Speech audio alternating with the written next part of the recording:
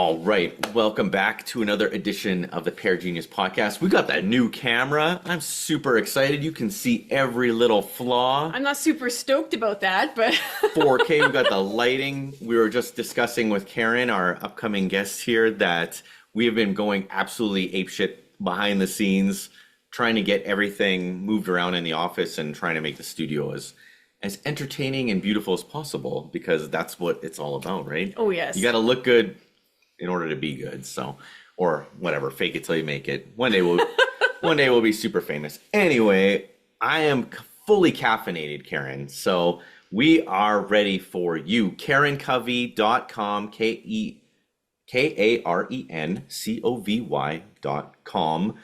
Off the Fence podcast. I was on it. This camera is following me. Oh my goodness, this is weird. This is hilarious. Okay. Off the Fence podcast. I was on episode 3. Did you know that? I did not. I'm going to put that into the show notes, and away we go. Well, Karen Covy, who are you? I'm just some woman you picked up on the street. No. So I am a divorce coach and recovering lawyer, mediator, arbitrator, all the things. I've written a book on divorce. I have a podcast called Off the Fence. And that's me. Wow. So I don't know as much about your business as Alex does. I know he knows a lot. But for me, why would I have a divorce coach instead of a divorce lawyer? Or do I have both? You have both. But that's an excellent question. See, so Don't give her any ideas, Karen. no. You two must stay together. You're not allowed to divorce. You're not allowed to hire me. I won't work with either one of you. It's going to be a really different podcast both. when we get divorced. No. So what happens is, I worked as a divorce lawyer for more decades than I care to admit to. And one time I always wanted to be small. So I was in the office. It was really hot. The door was open. It was just me and the secretary in the office. I had a client in there. And I was talking to the client leaves. My secretary, who had, at that point, she had worked for all the big divorce firms in the Chicago area, right? And she was she was working for me now. And she said, no one does that, right? And I said, does what? What did I do? And she said, you sat down and you just spent like an hour and a half with this person saying, here's how this works. Here's what you have to do next. Here's what your choices are. Here's, you can do it this way, this way, this way, or this way. What do you want to do? And I said, well, if people don't explain to people how everything, what do? She said, they hand them a contract and say, here, sign here, give me some money. And I went, well, that doesn't seem right to me. And what I realized was that the quality of people's lives, their divorce, and therefore their lives after divorce, depends on what lawyer's office they walk into first. If they walk into the trial lawyer's office, they're going to say, I will fight for your rights. We can do this. And they'll get them all stoked to go to trial. If they walk into the mediator's office, the mediator will say, hey, we can work this out. Don't worry, right? But what the professional is telling them is not what the person needs, but what they do. And so nobody was filling in the gaps. And I thought, well, that didn't make sense to me because it's not my life and I don't get to make your choices. So I started becoming what I called at the time an educator, right? Because, that's the gap that I thought I would fill. And then it sort of morphed into coaching because what I realized is that people expect their lawyer to do everything in their divorce for them. And that's not what a lawyer does. So I help people, I educate and empower them to make better choices as they go through the process. Because as one person, I knew there's no way I'm going to change how the world divorces, right? That's a little bit ambitious even for me, but I can change it for my clients. So that's the gap I fill. And so why would somebody need a divorce coach and a lawyer? Because the lawyer doesn't do what I do. They don't, people expect them to, and they never ask them. You don't, when you're starting this, you don't know what you're doing. You don't even know what questions to ask. Mm-hmm. I help give my clients the right questions to ask so they can get the right information, so they can make the best decisions so that their divorce just becomes a blip on the radar screen of their life, not the defining moment that changed everything. So you're a divorce doula. There you go. Exactly. Now Although I get somebody it. has that name, so I stayed away from it. But, Yeah. I was gonna say that I never heard about it put that way before, that everybody kind of tells you what they do, not what you need. Need. Yeah. mhm, And it's interesting. It's like you came to me, so obviously you need what I do. The person that's right. rendering the services is just assuming that since you came to them, that you need them for what they Yeah. do. That's the lens that they use to see the world through, right? And it's not, I'm not saying good, bad, right, wrong. It's just that's the way they operate. And so they're selling you on what they do. But most people, when they're starting a divorce, they don't understand the process. They don't know what their choices are. And they're an emotional wreck to begin with, right? So they're not always thinking clearly. And so they go in there, and it's just a miscommunication, but it causes people to go through the process in ways that might not be what they would have chosen had they even known they had a choice. Wow. Yeah. I was gonna ask you too, how long do you usually work with people? I mean, they come to you, then they should go see the lawyer with the information that you give them, and do you help them throughout the process from the start of the lawyering process to the end of the divorce? It depends on what they need. Like how long I work with them depends on how much assistance they need. Usually, and where they come to me. Some people come to me before they're even sure this is what they want because people get stuck in do I stay or do I go? Sometimes for decades. I mean, it really is that long. And it's a horrible place to be because you're not committed to your marriage 100% because you really, that's not working for you, but you're not committed to starting a new life because you're still married. And so you're on the fence. Hence the name of my podcast, Off the Fence, to help people make that decision. And it's a hard one, right? I'm not saying it's easy, but it's like, how do you make the right decision for you and your kids? And then if you're going to go through the divorce process, how do you do that so that you do the least amount of damage possible so that you're not spending a fortune and taking forever and making your kids' lives miserable. You're keeping this as contained and calm as it possibly can be. So when I start working with people in a perfect world, they're coming to me before they come to the lawyer, but it doesn't always happen that way. Sometimes people go to the lawyer first and they come to me because I have the legal background. I will help people prepare for mediation, prepare for a hearing, prepare for a trial. And so many times people, the lawyers will say, "Oh, no, no, no, I'll take care of that." And I said, "Uh-huh." You know what they're going to do?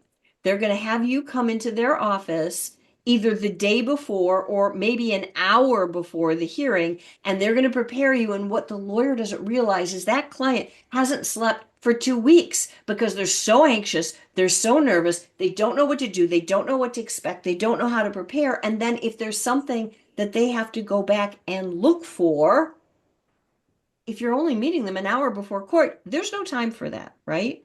And to the client, this is their life.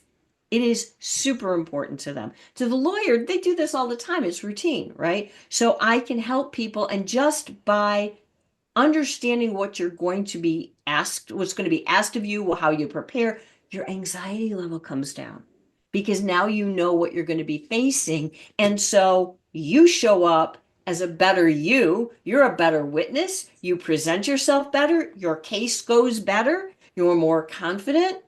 And it's better for you, it's better for the lawyer, it's better for everybody. So I work with people all the way through the process if they want, or some people at a certain time they may say, okay, I got as much as I need for now, I'm good. Like I get them through the beginning stages, I get them through the negotiation, and then they're like, okay, we've got everything we need, it's just the lawyer's writing it up.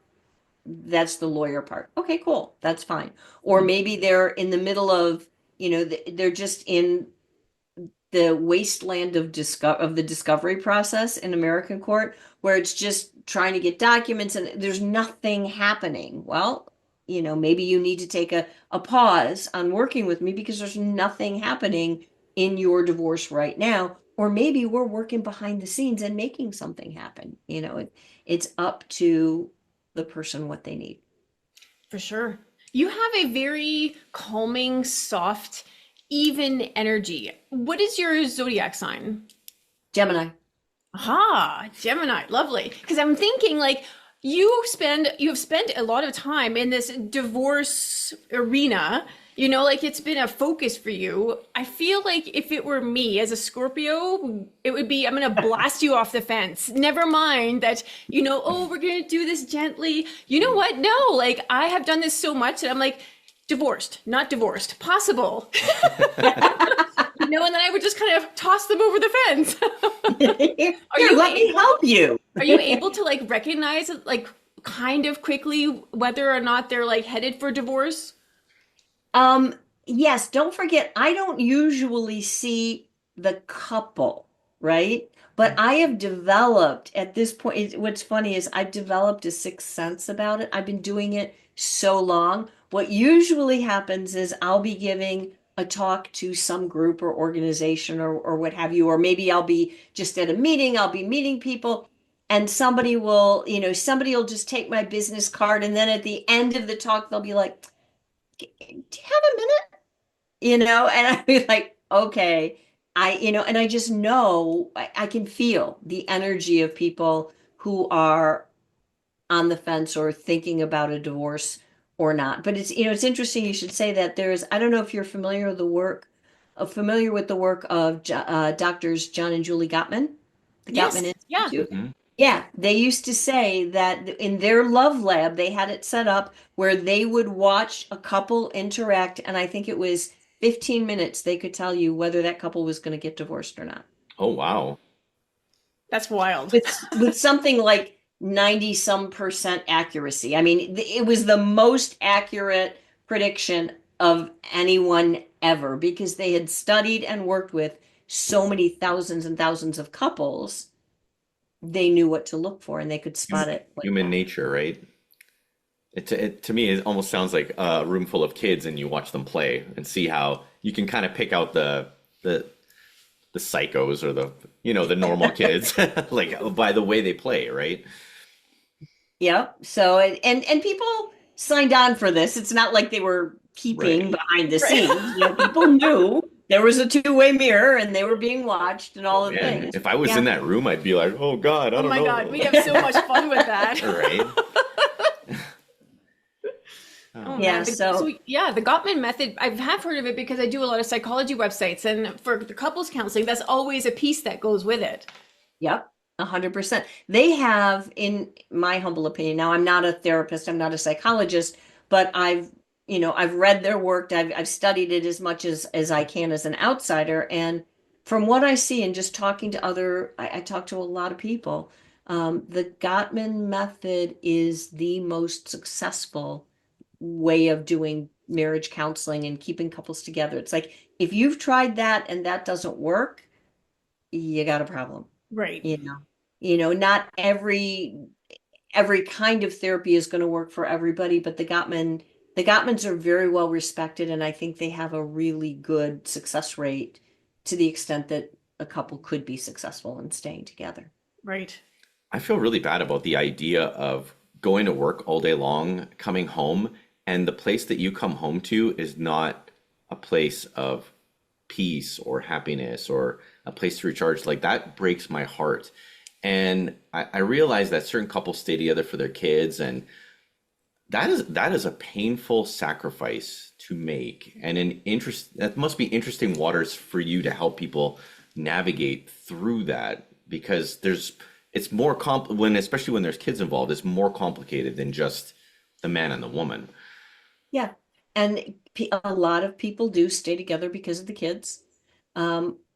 What they don't realize is that if they wait until their youngest child turns 18 and goes off to college, and then they're like, oh, okay, now we're done, right? Do you think your children are stupid? Do you think they don't figure that out? That 2 months after they went to college, mom and dad are getting a divorce.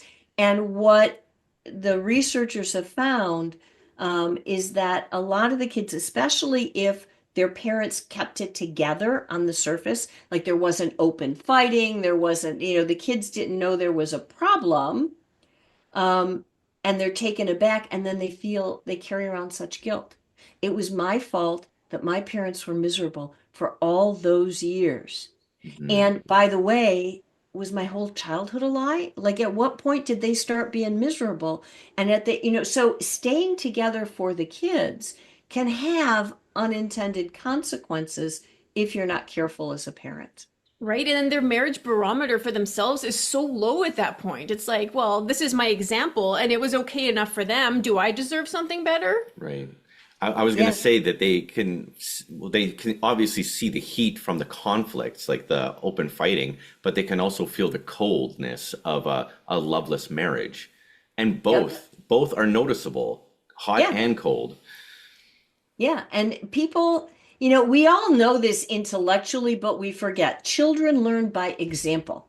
Words don't teach, right? You can go wah, wah, wah at your kids, and especially if they're teenagers, they're not listening to you anyway, right? So, but it's what do they see? What kind of relationship do they see? What do they believe they deserve or you can have in a marriage, right? Why would you think that you could have fun and love and happiness in a marriage if that's never what you grew up with?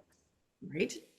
The best thing that you can do for your kids is to work on yourself. That's why that oxygen mask theory, right? You put it on yourself Yep. first before you save other people. Like, and that's the same in the energy work stuff. Like you shift the quantum field within yourself so that everybody else around you can rise with you, right? It's all Yep. vibrational work. Same. So yeah, that's crazy that people let it go so long and sad. Yeah. Yeah, it is sad, but it's interesting that you bring that up because that same exact concept applies in divorce, but people don't think about it, right? They're always waiting for the other person to change, the other person to give in, the other person it's all their fault, it's blah, blah, blah. As long as you're in that blaming energy, you're going to have a miserable divorce. I mean, it's just going to be way worse than it needs to be. And you will blame that other person. But if you can do your own work and get your own energy lined up, so that you're at peace with the decision, it's never going to be easy. It's never going to be fun. But if you've got this down and go in the right direction, now you've got a better chance of actually affecting the divorce to get that whole thing going in the right direction too. Yeah, absolutely. Yeah, I would say probably one of the biggest problems going into a divorce is somebody swallowing a poison pill and thinking that they're shooting venom onto their spouse because they want vengeance, but meanwhile they're actually destroying themselves because of all of this, all of this revenge that they want, where it really does kill you in the end. Yeah, it's destroying themselves and hurting their children, right? Because their kids are going to have to deal with the aftermath of this for a very long time, and Sure. you don't want to send your kid to therapy for the rest of their life. I mean, who wants that? God forbid they write a book about you. I know that could be interesting too. Right. There's probably, which generation do you think has the most divorce? Do you think it's the boomers or the Gen X? Because before then, like our grandparents, they probably didn't get divorced as much. No, they didn't because they couldn't. Right. Don't forget, I can't speak to Canada, but I know in the US, no fault divorce wasn't a thing back in the 40s or 50s, right? I'm Right. not exactly sure when the tide started to change. I think it might have been the 70s or 80s, not sure. But the thing with the United States too is that divorce is state specific. So you had to change the law in 50 states. Now it's universal, no fault divorce is universal now, but it wasn't back in the day. And so when you had to prove fault, I mean, people think, oh, no fault divorce. It's so anti-marriage. This is terrible. Family values, we should do away with no fault divorce. That would be the dumbest and worst thing that you could possibly do. Because you know what people had to do back in the day? They didn't get along. They wanted to split amicably. They didn't want to destroy their family, right? So, but what somebody had to agree that, okay, You were the adulterer and I was okay. And you had to go into court and lie Mm. because that was the only way you could get a divorce, was to prove that somebody did something that they didn't do. And it was just crazy. Like it made no sense at all. So, no fault divorce doesn't encourage divorce. It just allows people choice But I think and back in the choice day too, like honestly. The Catholic Church wouldn't allow a divorce, right? Yeah, no, the Catholic Church was said no. I think Ireland was one of the last countries to allow any kind of divorce. Ireland and the Philippines. I'm not sure if I mean, there are some countries that, yeah, it varies obviously country to country. I was But going to say, yeah, yeah, churches, Islam, they're probably not too happy about divorce either. yeah, no, they have a problem as well. Yeah, okay. We're hey, but that's why we take these vows and we say these oaths. They're serious. They should be I serious. mean, but there is Yes. something to be said about it's like alcohol. If you have this stigma on it, like it's poison, it's evil, and that's all you tell your kids, well, that kind of pushes them towards it.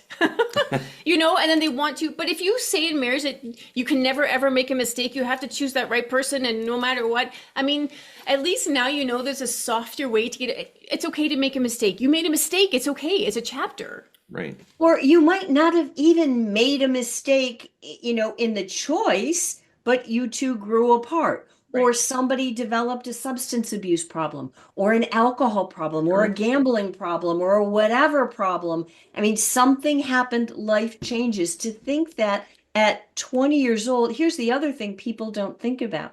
There were less divorces back in the day, but the average lifespan was like 60 or 50 something. All right, when you were getting married at 20 and you were staying married and the person was going to die at 60, that's 40 years. When they're going to die at 90 or 100, now you're looking at 70 or 80 years. To think that two people are going to stay the same for that length of time, that would be terrible. That would be boring as all get out, right? And, hopefully you grow together, but sometimes you don't. It just to say that you can make a decision once that will last for 80 or 100 years, that's a lot. Right. Oh, for sure. There's so many variables. And we were just talking about this the other day about how one of my superpowers is that I'm always encouraging Kati to grow and work on herself, and I'm not threatened by that. Like who she becomes, I'm excited to see. Like I don't need her to be the 20-year-old version of who she is. And and I'm so but I mean I don't want to be the same person that I was when I was 20 either. I feel like I'm way better now. You are so Oh, much better. thanks. More Go on. mature. I mean, it doesn't, I mean, it helps that men get sexier the older they get. Well, it's kind of not fair. Right? Women get old, men get distinguished. Yes. It's not, hey, I didn't make the rules. You take it up with God. Well, it's society, I would say, but Oh, we have a lot more options these days, so I don't think when I look at, I don't know if you look at like what your grandmothers or great grandmothers looked like at a certain age, and then you look at what people look like now, you're like, yeah, you don't have to get old. Getting old yeah. is a choice. Yeah. Aging is not, getting old is. Well, back in the 80s, like 40 looked like 60.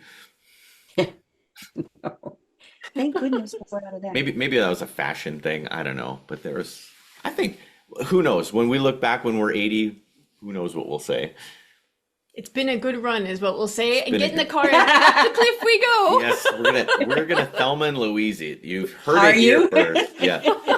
We're going out in a blaze of glory. I'm renting a DeLorean. I'm gonna get it up to 88 miles an hour. We're gonna go off the Grand Canyon and we'll just see what happens.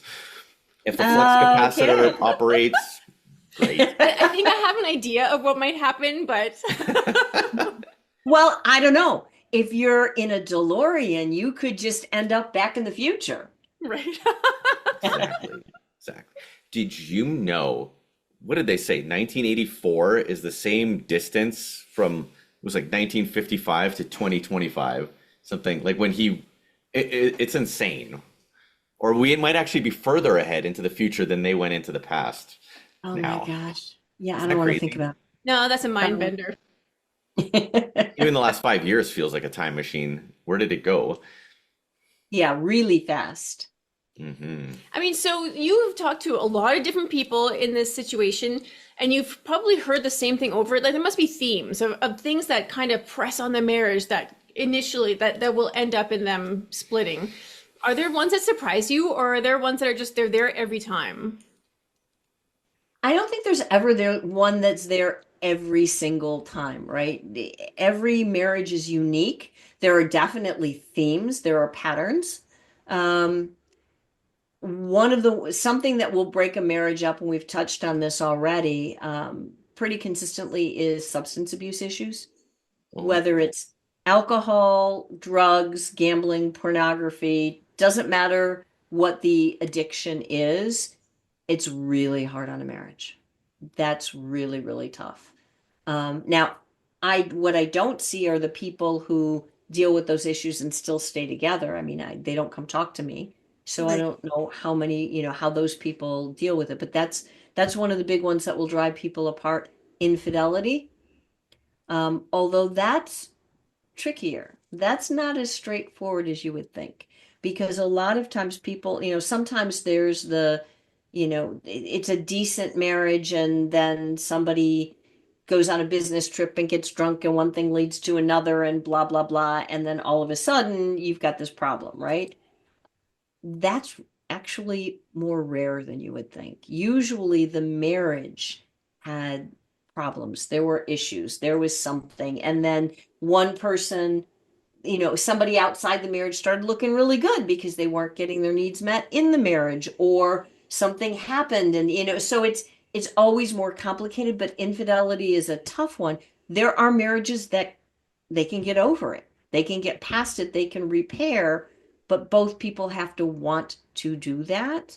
Um, but that infidelity is a tough one. That's a big one, and I see that a fair amount of time. I feel like that should be one of those things they talk to you in what is that like marriage marriage prep? prep. Yeah. Yeah. When you have like this marriage but not just to talk about it, but to sit in the energy of it. Like sit there and visualize a situation where you are tempted to go somewhere else or he's tempted to go somewhere else. What does that actually feel like? And does that become a hard line in your marriage? Like we don't have a lot of hard lines, but adultery is one of them. Like I feel like we actually we would not survive that. Like That would be the kill switch. And I was going to say to Karen too that one of the things we never joke about, or not joke about, but in the heat of passion, in the craziest argument, we don't threaten divorce. Like it's never on the table. We never throw that on the table. Right. And people don't realize the power of words. And if you're throwing around the word divorce, at some point you almost become like the boy who cried wolf yep. Yeah. because you've said it so many times that the time you really mean it, why would this time be different than any other time? And Right. and you're kind of planting the seeds, Yep. Right. right? Yeah. And why would you do that if what you really want to do is make the marriage work? Yep. Yeah, I would say if you're doing that, you're planting poisonous seeds where the partner could already start looking elsewhere. Yeah, it's just to me in my mind, it's like if you're really at the point of thinking about divorce and you're going down that path, then you don't throw out, I want a divorce in the heat of an argument. That's a discussion, Hmm. right? In Hmm. a calmer time when you can say, this is getting so bad that I find myself seriously considering this option. Let's talk about this. Of course, you've got to have some level of relationship left to be able to have that conversation. You have to have the communication skills to have that conversation. But if you don't have those skills or that level of relationship, go to a coach, go to a marriage counselor, go get help. Right. Because otherwise, what happens is it's the slippery slope that you go down, and at some point, you can't pull it back up out of the gutter. It becomes too hard. And I feel like if you're at that in that moment saying, I want a divorce, I think what you're actually trying to say is you're not hearing me. I'm uncomfortable. I'm mad. I'm angry. You're not understanding my emotion. That's all Right. that is. And accept that one day you'll get to a point where you're like, I want a divorce. You actually mean it. And they don't know it. Yeah. But, so it's about checking yourself and your own language, right? What is it that you're really trying to communicate? I'm frustrated. I don't feel heard. I don't feel like you're listening to me. I don't feel like, and so it's about both partners when their spouse is saying something like that, taking it seriously and not just blowing it off and go, oh, no, I hear you. I hear you. No, no, no, no, no, no, no. Why isn't that person being heard? Doesn't matter what you think they should feel. It's what do they really feel? And let's talk about that and get to the bottom of that so that you don't end up getting divorced, right? Right. And this kind of like is logical to us now in this very calm moment. However, in the heat of it, I mean, all reason kind of exits the body. And I think that that's why it's so important, even if your marriage is healthy and strong, that you do have a counselor in your back pocket. Because no marriage is perfect. There are going to be moments that are extremely difficult for a reason, so that you both have the opportunity to grow together. Without challenge, there's no Yeah. growth. So even Alex and I we have a therapist in our back pocket. And yeah, when it comes to a point where one of us is not hearing the other perfectly, we have an option to bring somebody else in to kind of, make it so that we can see the other. I wish that was more of 100%. I mean, a common thing, like a maintenance thing, like an oil change. Like your marriage should always just have an oil change scheduled once a year or twice a year. And even if there aren't pressing Well, things, and call it date night, right? Why can't date night be you guys go to a couples counselor together and hey, guess what? You get to talk about each other and figure things out and then go for a nice dinner.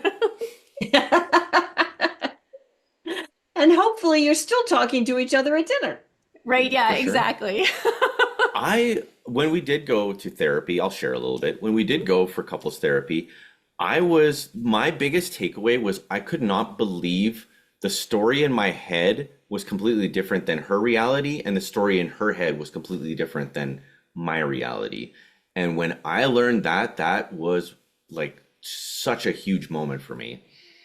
Right. I mean, we all think that our brains are video cameras and that it's recording something called reality exactly the way it's happening, except that that's not how the human brain works. The human brain is not a video recorder, it's a filter.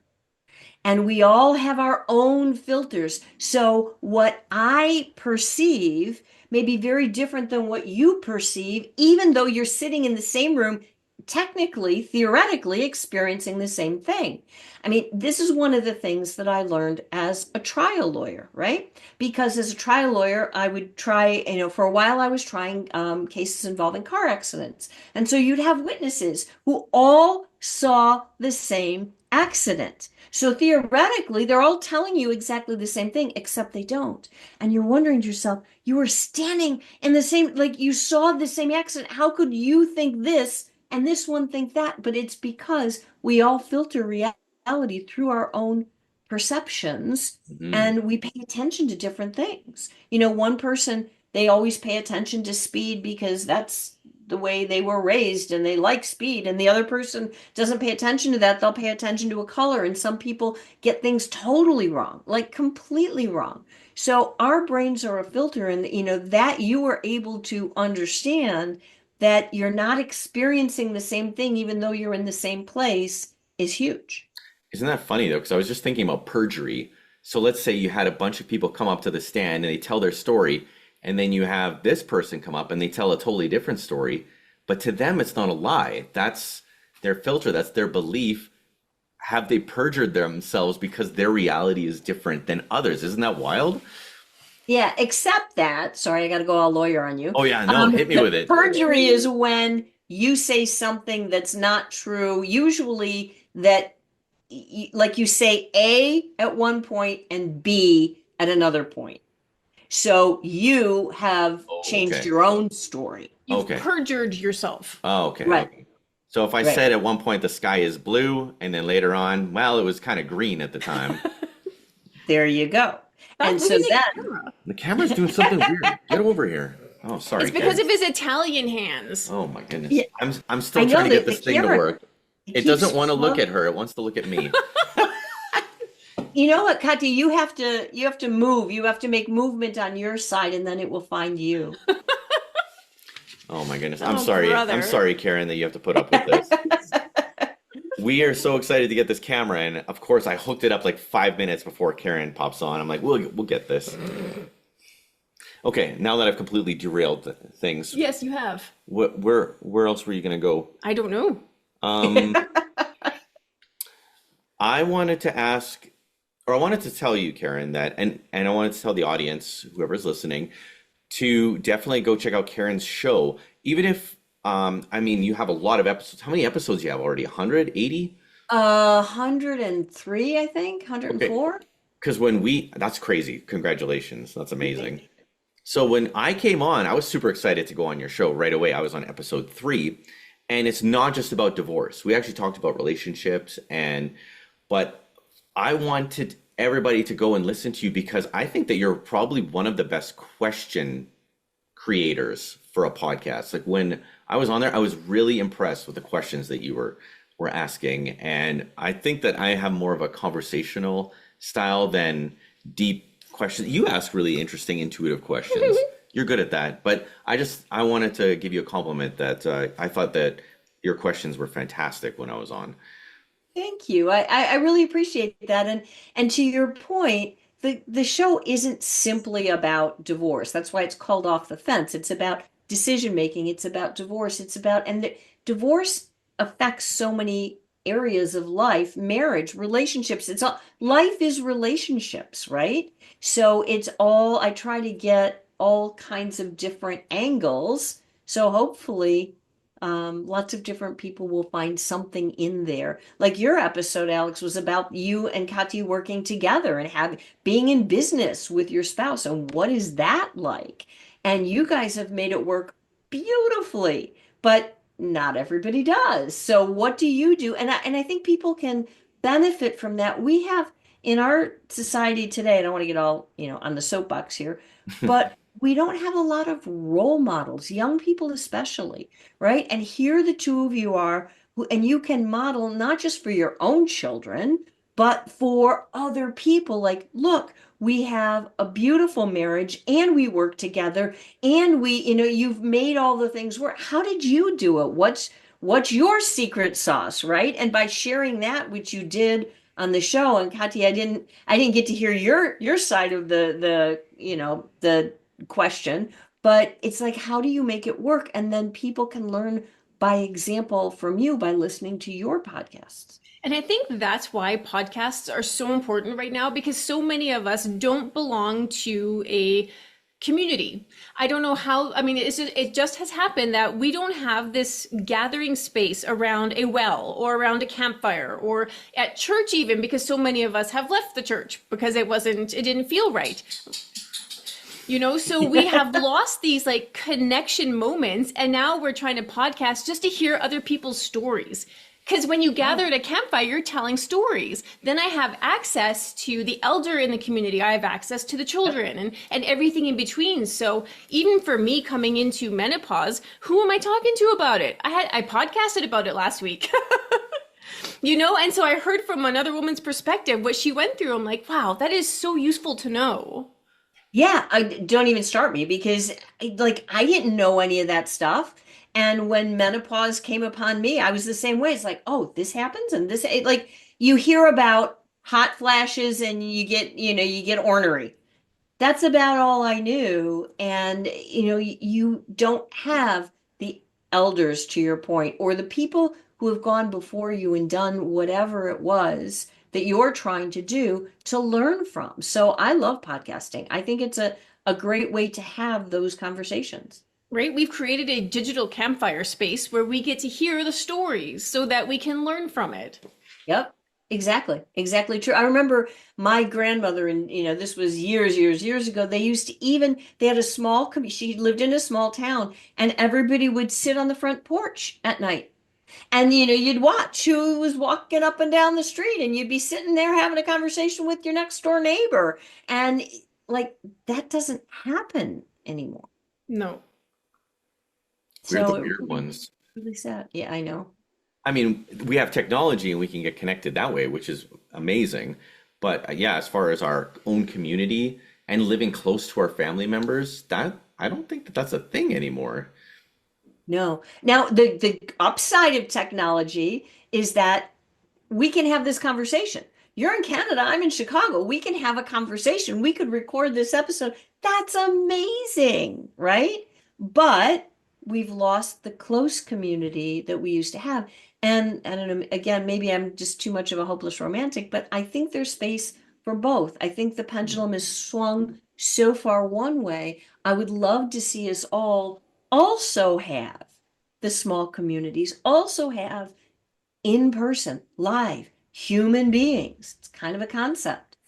Right? I think that because the pendulum did swing so far over, it created space for us to come into awareness of the fact that if it was taken away from us, we would miss it.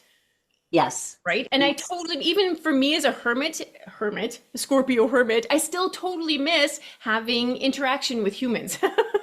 Yeah, well, the thing is, but we are, all of us are a different generation. What's going to be interesting is what about the kids? What about the kids who were in school during COVID and were just in Zoom school, and they lost a significant part of their developmental time Oh, big time. around other kids. I have a lot of friends who are teachers who said that, I mean, when the kids came back to school, they were a mess. They don't like they'd be sitting there on their phone texting the kid at the next desk because they didn't know how to talk to each other anymore. They didn't know how to relate to each other. So it's for that generation that I worry. It's like, what can we do to help them rebuild their conversational skills, rebuild their ability to communicate with another human so that they too need that connection because I still think they need it. They just don't know how to express it and what to do about it.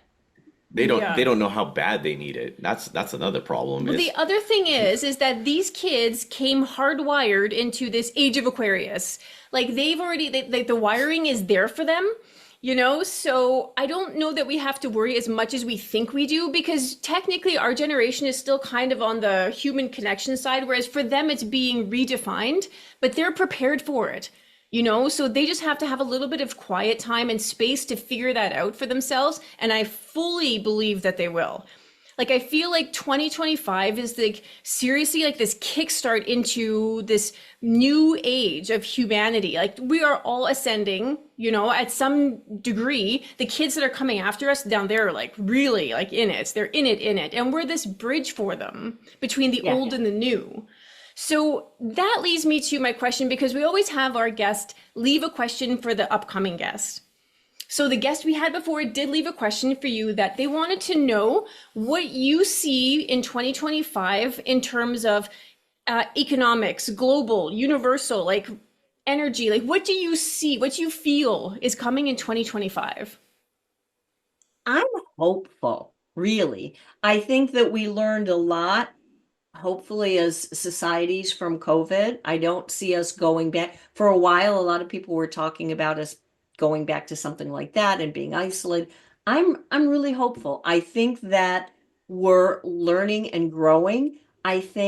I'm one of the crazy people who thinks that AI has tremendous potential for growth and good. Will we lose jobs? I think the economy is going to shift dramatically. We're going to lose a lot of jobs and we're going to gain a lot of jobs. They're just going to be different jobs. So the question is, if you are a young person now, what skill set do you build so that you're not obsolete? If you build the old skill set, I mean, it was just like the Industrial Revolution. If you insisted on being the farmer and staying on the farm and not getting that new tractor and doing whatever, you became obsolete. Um, and people, that can happen again. But if people are willing to learn and grow, I think the economies of the world can grow. I think there's tremendous potential for humanity in a lot of ways. I think AI can do great things. I'm personally really hopeful, But it's interesting because even as a primarily hopeful person, it's easy to get sucked into the fear mongering. Um, and I make a conscious effort to not do that.